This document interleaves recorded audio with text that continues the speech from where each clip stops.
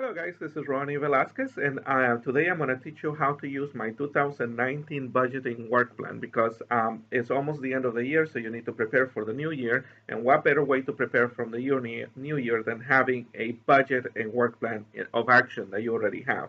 Alright, so we're going to talk about the 2019 budget and work plan. Now, before I start with it, I'm going to show you where to find it. So if you go to my training app, I'm going to open my training app right now. Give me a second. If you go to my training app, REAC, which spells REAC, Real Estate from A to Z. If you don't have my app yet, just go to the App Store and you'll find it there. So download it from there. So I'm going to open it right now. Once you open the app, and you get the welcome message, close that. And now what you want to do is you want to go into training modules right here. You're going to go into training modules. And once you go into training modules, you're going to swipe and you're going to get into mindset and business planning. So once you go into mindset and business planning, and this is where I'm going to put the video anyways, you go all the way to the bottom and you go to the tools and resources in the section for mindset and business planning. You open that one, click on the image, read the instructions, click on the link, and once you click on the link, let me open it here. Once you click on the link, you're going to find it there, and give it a second, and it's called Budget and Income. Actually, I'm going to change the name right now to 2019 Budget and Income. So that's where you find it. And in order to download it, all you have to do is share with yourself, send it to you via email. So send a copy to yourself via email so you can download it in your computer. Like I always say, everything in the app, you can email it to yourself and download it to the computer. Let me get rid of that. All right, so next part. So once you download the spreadsheet and you open it in your computer, it's going to look something like this. So this is the way that I created the spreadsheet. So one of the things that I notice is that whenever we're doing a budget, we always think about all the things that we pay on a month-to-month basis, you know, and that's good, you know, because you need to know what you pay on a month-to-month basis. But we always forget those payments that we have to do every 2 months, payments that we have to do every 3 months or every quarter, payments we have to do every half a year, payments that we have to do every year, and also the payments that we have to do when we have a new listing or when we're showing properties. You know, if you have a new listing, you're gonna need money for marketing. For example, you're gonna need money for photography or staging, or you're gonna need money for flyers and postcards. You're gonna need money if you're showing properties. You're gonna need money for gasoline and things like that. And we tend to forget all those expenses. So what I did is I tried to put in there as many things that I can think of that are the expenses that you're gonna run into either on a monthly basis, on a bi-monthly basis, on a quarterly basis, semi-annually, annually, or even those that are on a case-by-case scenario. That means transaction by transaction scenario. So all you have to do is you have to really sit down. I would recommend that you pull out your bank statements for the last 3 or 4 months and you go line by line, because that's what I did. I go line by line and I try to figure out exactly how much money I'm spending on every area, you know, of the expenditures that I have, whether they're business expenses or home expenses. You know, business expenses could be, for example, gasoline. If you use, you know, you put gas for that, for showing properties, so you have gasoline. Business expenses are, for example, cell phones. Business expenses are, for example, websites that you pay, you know, leads that you purchase, etc., etc. So you put all of those, and then even household expenses, for example, you know, your utility bills, your mortgage, your rent, you know, and all those things, right? So I try to put there, you know, some examples. Everybody's different, obviously, and you're going to have different expenses, but I want to put some examples of the things that you can use. Now, I'm not going to spend too much time explaining this because it's kind of self-explanatory, all right? So what you want to do is you want to fill out as much as you can from this spreadsheet right here. And then finally, once you do that, all these things are going to be added up together. It's going to get to the bottom here. It's going to say total annual expenses divided by 12 months. And then I have a 5% emergency. I call it emergency fund, but it's a nice 5% increase, because I promise you this, whatever you think you spend, you're spending 5% more than you think you spend, all right? It always works out like that. You know, you think you're spending $3,000, you're not spending $3,000. You're spending 3,250 or 3,300, because we usually always run a little bit over budget. So anyways, so I'm going to make it really, really simple. Let's say, for example, that your monthly expenses are, let's say, for example, $8,000. And I'm just going to put $8,000 here to make it really, really simple, all right? So once I go down to the bottom, you know, it calculates all my annual expenses to $8,000. $8,000 on an annual basis is $96,000. Plus 5% the emergency fund, that's 8,400. Like I said, you don't spend $8,000, you spend always a little bit over because you got that extra cup of coffee at Starbucks, or you drove a little bit more with your car, so you need more gasoline and things like that. So $8,400. So once you do that, which is really really simple, right? All you have to do is throw in the numbers in there. Once you do that, what we're going to do, the next part we're going to go into this sheet right here. It says net income calculator. And once you go to the net income calculator, this is what you're going to do. What you're going to put is, what is the average sales price of properties that you sell in your area? For everybody's different. If you live in Southern California, but if you live, let's say, in Orange County, your average sales price is about $550,000. If you live in Los Angeles County, it's about $500,000. San Bernardino, Riverside County is about $450,000, etc. So you're gonna put there whatever your average is, all right? So in this case, I'm gonna use $500,000 as a benchmark. So $500,000 is my average sales price, and my median commission right now is 2.5%. So 2.5%. And that gives me the total income. This is the gross income commission, $12,500.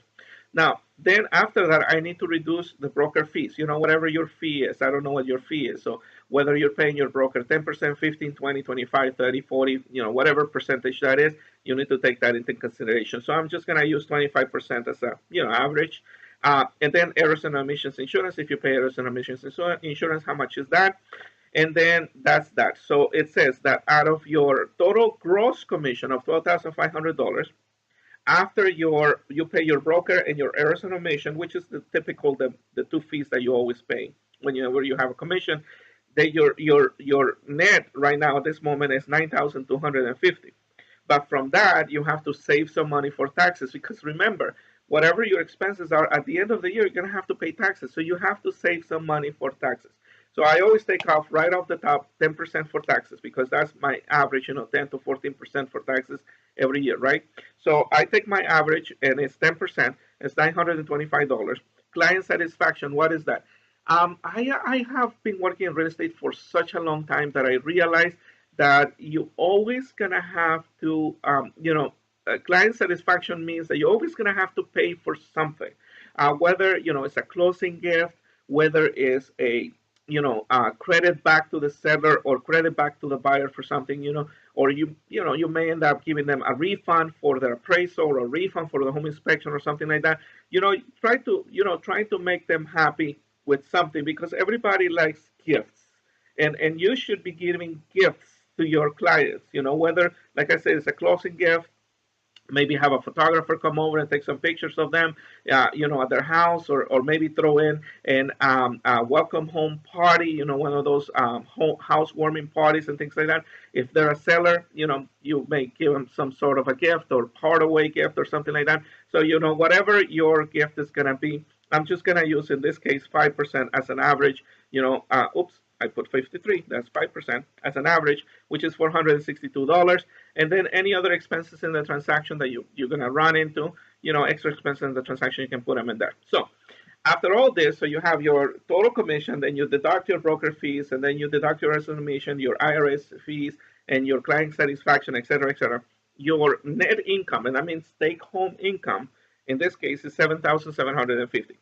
And 7,750 represents, if you go here at the bottom here, represent 13 transactions. So basically it says that in order for you to earn the money that you need, let's go back here, to earn 8,400 net, cash, net, all right?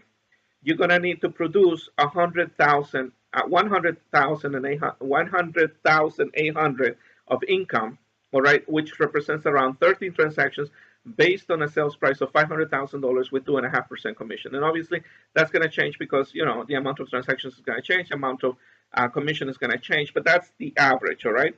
So another question that I put in here is, well, how many transactions did you close last year? If you wanted to make $100,000, you need to close 13 transactions. How many transactions did you close? So if you close, for example,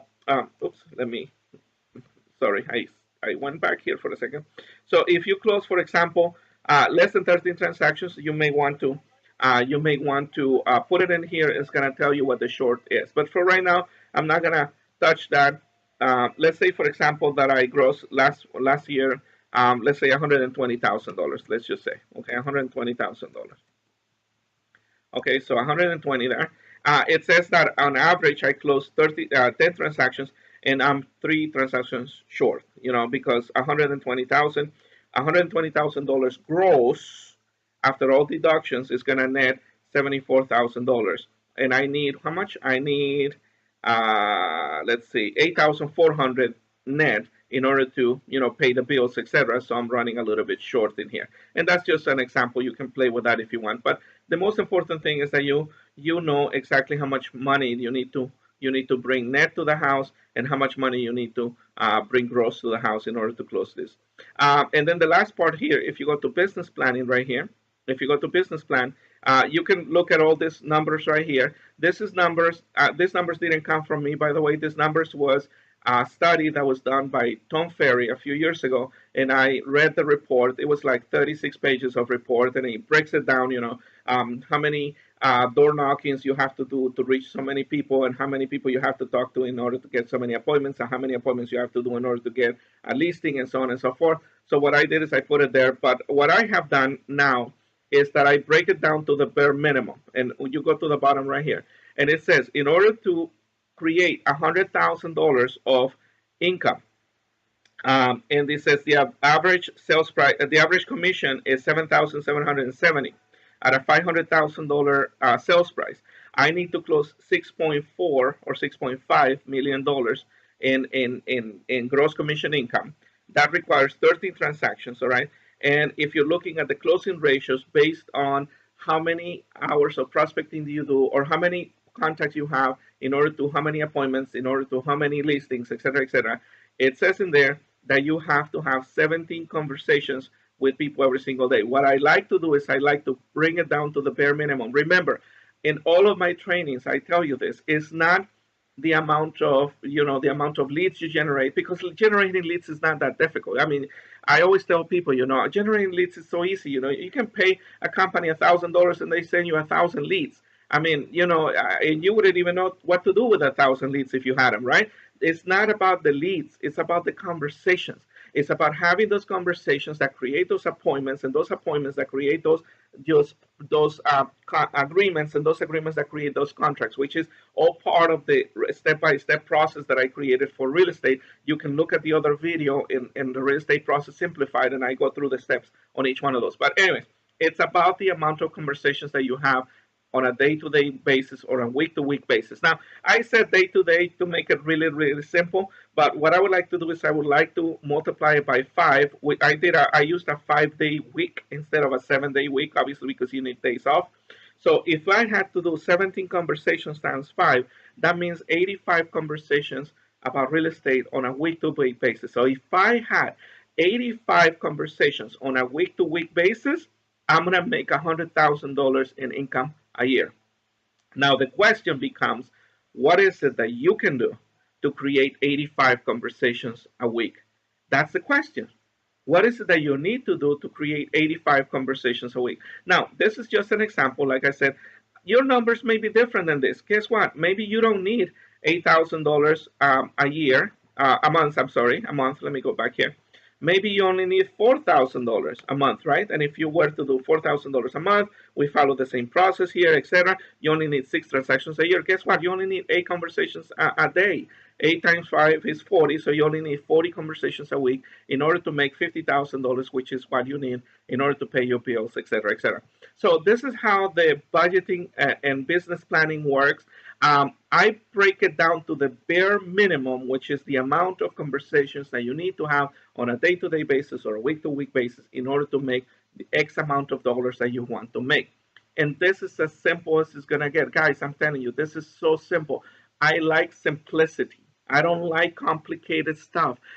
Some people make it so difficult. And I know there's business plannings over there that are like 27 pages long, and you have to answer 525 questions and whatever. I mean, I don't understand why they're so complicated. This is ever so simple. All you have to do is you figure out what your monthly expenses is, what your bi-monthly expenses, your bi-weekly, your quarterly, your annual expenses, your per transaction expenses are, etc. You figure that out.